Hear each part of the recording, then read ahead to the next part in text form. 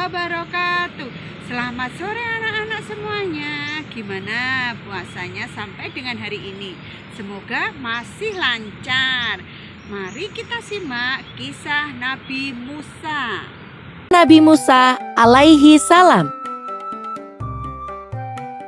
Saat itu, Mesir dipimpin oleh Raja Fir'aun yang sangat kejam. Fir'aun tidak mau jika suatu hari nanti ada orang yang merebut tahtanya. Maka, ia memerintahkan agar semua bayi laki-laki dibunuh. Perintah Fir'aun itu membuat Yukabat merasa takut karena ia telah melahirkan seorang anak laki-laki. Atas petunjuk dari Allah, Yukabat meletakkan bayinya di sebuah keranjang dan menghanyutkannya di sungai Nil. Yukabat meminta agar anak perempuannya, Maryam, mengikuti kemanapun adiknya terhanyut. Dan ternyata bayi itu hanyut ke arah istana dan ditemukan oleh para dayang. Mereka lantas menyerahkan bayi tersebut kepada ratu mereka. Istri Fir'aun yang belum dikaruniai anak lantas mengangkat bayi itu sebagai anak. Bayi itu kemudian diberi nama Musa.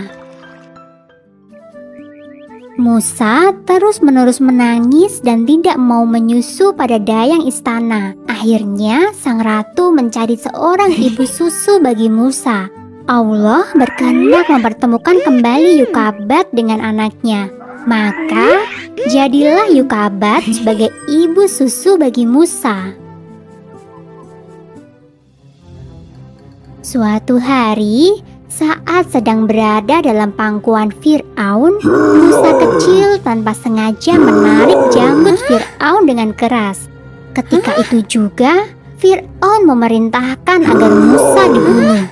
Namun, karena istrinya terus-menerus membujuknya, akhirnya Fir'aun pun mengampuni Musa.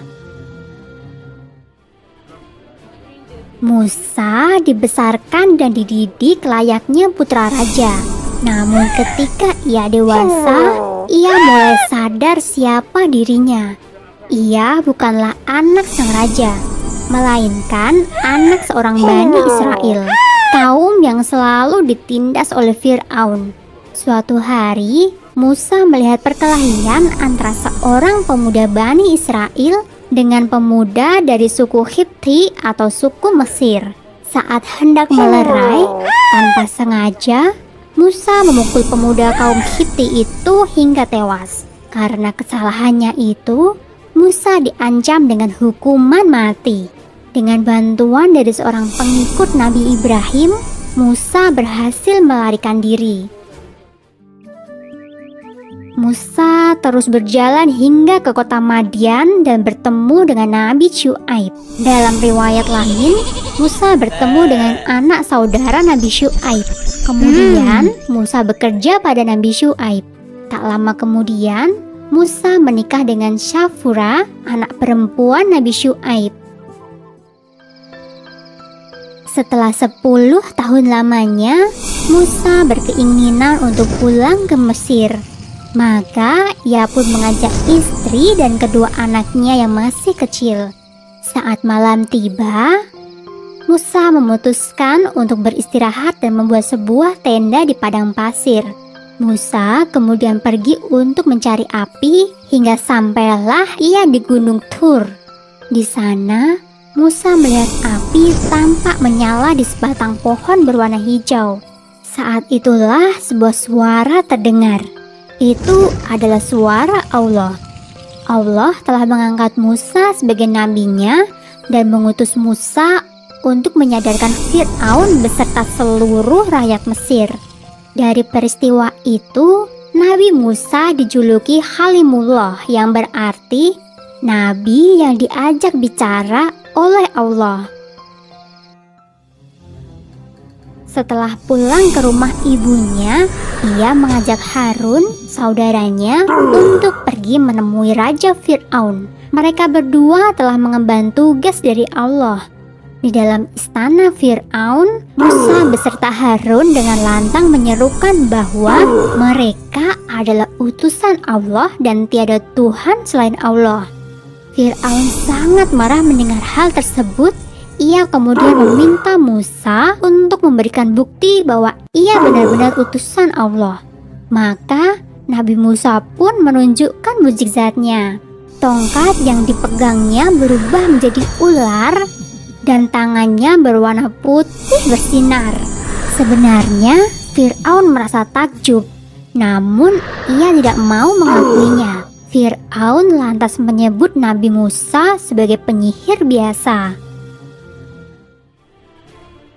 Untuk membuktikan bahwa ia lebih hebat dari Nabi Musa, Fir'aun mengumpulkan 3 penyihir terhebat untuk melawan Nabi Musa. Satu persatu penyihir istana berhasil merubah tongkat mereka menjadi ular berbisa.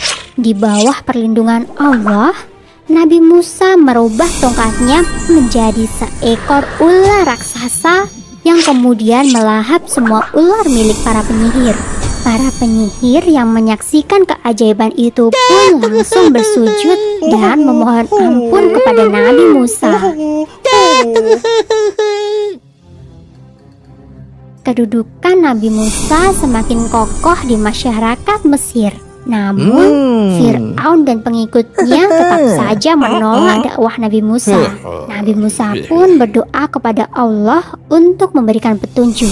Maka, Allah memberikan ujian berupa kemarau yang sangat panjang. Rakyat Mesir bersama-sama menghadap kepada Nabi Musa dan meminta pertolongan. Setelah bencana itu lewat, masyarakat Mesir kembali ke dalam kemusyrikan. Allah kemudian menurunkan bencana berupa hama belalang. Setelah hama belalang, Allah kembali mengirimkan hama kutu.